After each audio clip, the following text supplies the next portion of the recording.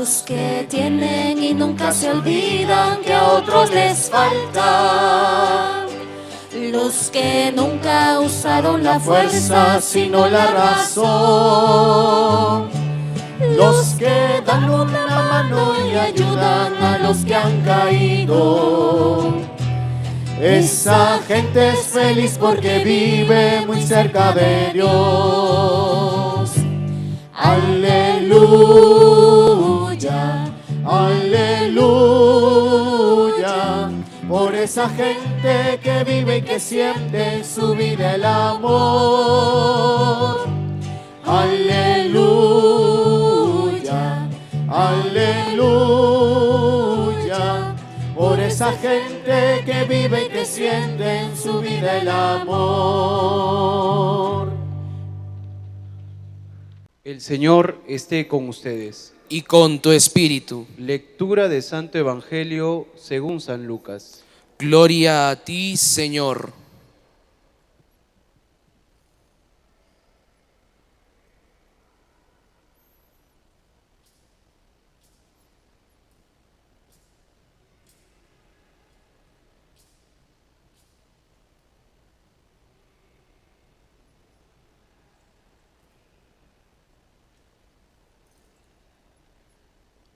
Yendo Jesús camino de Jerusalén, pasaba entre Samaria y Galilea. Cuando iba a entrar en un pueblo, vinieron a su encuentro 10 leprosos, que se detuvieron a cierta distancia y a gritos le decían: Jesús, Maestro, ten compasión de nosotros. Al verlos les dijo: Vayan y preséntense a los sacerdotes. Y mientras iban de camino, quedaron limpios. Uno de ellos, viendo que estaba curado, se volvió alabando a Dios a grandes gritos y postrándose rostro en tierra a los pies de Jesús, le daba gracias. Este era un samaritano. Jesús tomó la palabra y dijo: ¿No han quedado limpios los 10? ¿Los otros 9, dónde están? No ha vuelto más que este extranjero para dar gloria a Dios. Y le dijo: levántate y vete, tu fe te ha salvado. Palabra del Señor. Gloria a ti, Señor Jesús.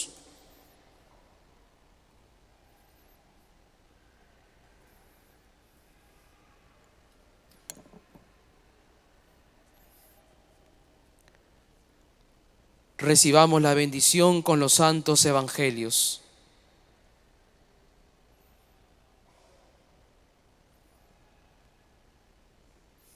Pueden tomar asiento.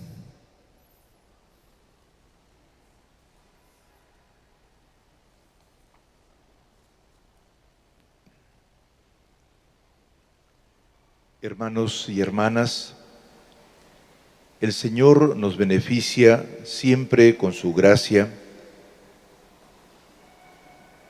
y justamente cuando nosotros nos encontramos en situaciones duras, Él viene en nuestro auxilio.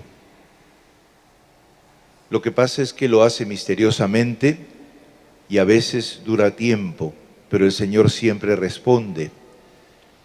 Y el texto del libro de los Reyes nos muestra cómo esta persona extranjera, Naamán, comprende que el Dios de Israel, predicado por Eliseo, es un Dios que tiene compasión, pero él, con sus maneras de pensar, que eran las de una persona de Siria, es un rey de Siria, todavía no comprende que la religión y la relación con Dios no es una especie de negocio en donde Dios nos hace favores y nosotros tenemos que pagarle, sino que Dios nos hace dones milagrosos que nos constituyen a nosotros en personas amadas que comparten el amor que reciben.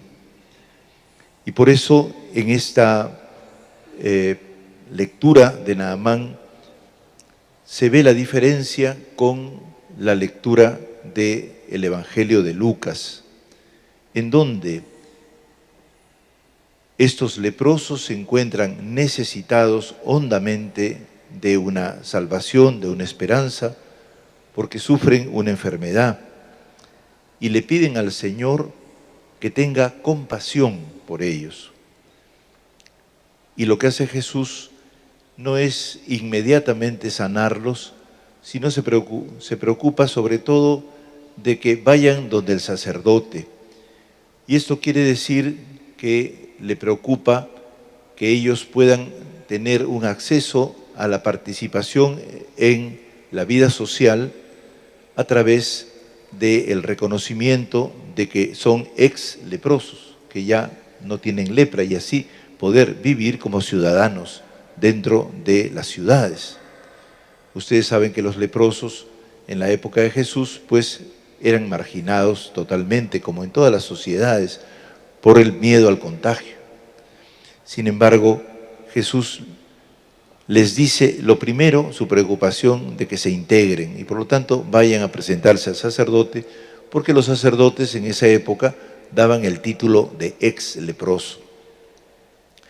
Probablemente después de esto, estas personas fueron a Jerusalén y una vez que estaban curados, pues fueron reintegrados y pues hicieron sacrificios y holocaustos al Señor como mandaba la ley. Sin embargo, uno de ellos, que es el único que hace una cosa nueva, es un extranjero, es un poco como Naamán el sirio, en este caso es un samaritano. No porque los samaritanos fueran totalmente extranjeros, porque eran hebreos. Lo que pasa es que habían habido mezclas en el norte de Israel y estas personas eran prejuiciadas como personas mezcladas por parte de los hebreos. Lo importante es que este samaritano, que es presentado como un extranjero, hace un gesto que tiene una especie de resonancia de lo que sucede cuando nosotros recibimos un regalo o un favor, esa resonancia del agradecimiento. Él es agradecido. Lo que importa aquí es cómo él se sale de las normas existentes en Israel para vivir su experiencia religiosa con libertad. Y entonces se acerca dando gritos y lleno de alegría, ¿no? Se postra ante el Señor y le agradece. Esta actitud la conocemos con todas las personas que tienen la alegría de haber recibido un don y de manifestarlo gratuitamente. Un poco como los chicos del Mantoc, que siempre están alegres porque han recibido la alegría de formar una comunidad y vienen a alabar al Señor hoy día. Ese camino es el que todo cristiano ha de recorrer para poder vivir una vida cristiana agradecida y llena de alegría y de gracia.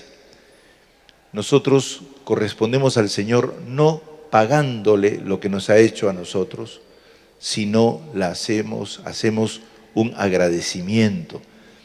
Pero a Jesús no le basta eso, sino que agrega, cuando regresa, dice dos cosas. ¿Cómo es posible que solamente venga el extranjero y no vengan los otros 9? Se extraña de la poca libertad que tienen los hebreos, los leprosos hebreos, para vivir su fe. Podríamos decir, son muy formales, se quedaron con los sacerdotes. En cambio, que es un poquito más libre en la manera de entender la vida, porque no se rige por las normas, tiene un gesto más profundo, que es la relación personal con el Señor y el agradecimiento vivo. Y es que a veces nosotros estamos más poseídos de las normas y de las formas que de eso que es la libertad de la fe cristiana. Dios nos ha amado para que seamos libres. Somos libres para amar, lo dice San Pablo. Para ser libres nos ha liberado. Y por eso, en esta actitud libre, Jesús también quiere que Él realmente sea libre y agrega, diríamos, un cuarto elemento en este milagro. El primer milagro es haberlos reincorporado a la sociedad. Segundo milagro, haberlos sanado en su cuerpo. El tercer milagro es que uno de ellos agradece. Y el cuarto es que no le basta al Señor con que le agradezcan, sino que le dice: levántate y vete, tu fe te ha salvado. Ser cristiano en el fondo es lo último, considerando todo lo otro. Levantarse, resucitar, ser un cristiano libre y creador de amor, testigo del Evangelio.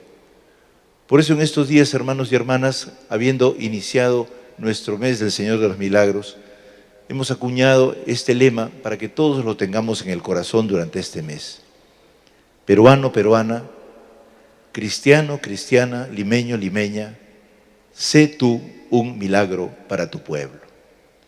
No nos basta con pedir milagros, no nos basta con recibir los milagros.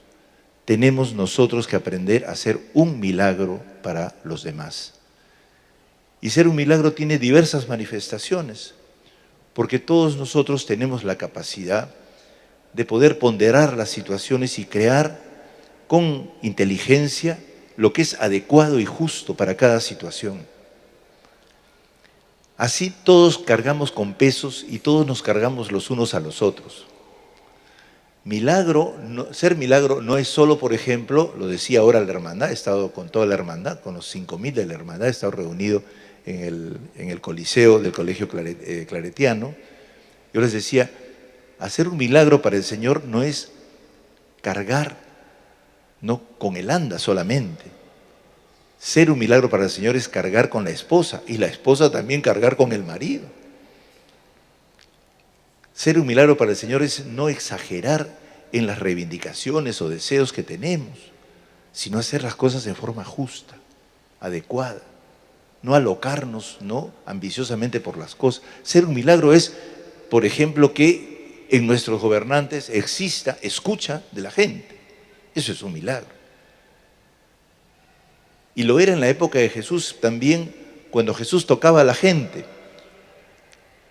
Hoy día inclusive nos hemos acostumbrado a un cristianismo un poco tan formal que el Padre no debe tocar a la gente. También no debe tocar demasiado, pero tampoco debe ser un poste frío. Jesús sabe tocar a la gente, sabe tocar a los niños, alentarlos. Y todos tenemos que hacer una medida justa a las cosas. El amor de Dios es tan profundo que nos da la capacidad de ser inteligentes, de hacer algo adecuado y justo, sobre todo en la situación trágica que estamos viviendo en el país, pero en donde hay posibilidades de una mejor solución. Tenemos que buscar la solución más adecuada y no pedir más de lo necesario. Y por eso, hermanos, vamos a rezar, para que el Señor de los Milagros nos ayude a que cada uno de nosotros seamos un milagro para nuestro país, para nuestro barrio, para nuestra esposa, para nuestra familia, para nuestros hijos, para nuestros hermanos y amigos. Y así entonces todos podamos reconstruir desde la gracia de Dios las desgracias humanas que vivimos. Que Dios los bendiga a todos y gracias, chicos, por haber venido hoy día, después de 43 años, con todos los que han pasado por ustedes, que ya deben tener varias generaciones que han sido milagros para los pequeños de nuestra patria.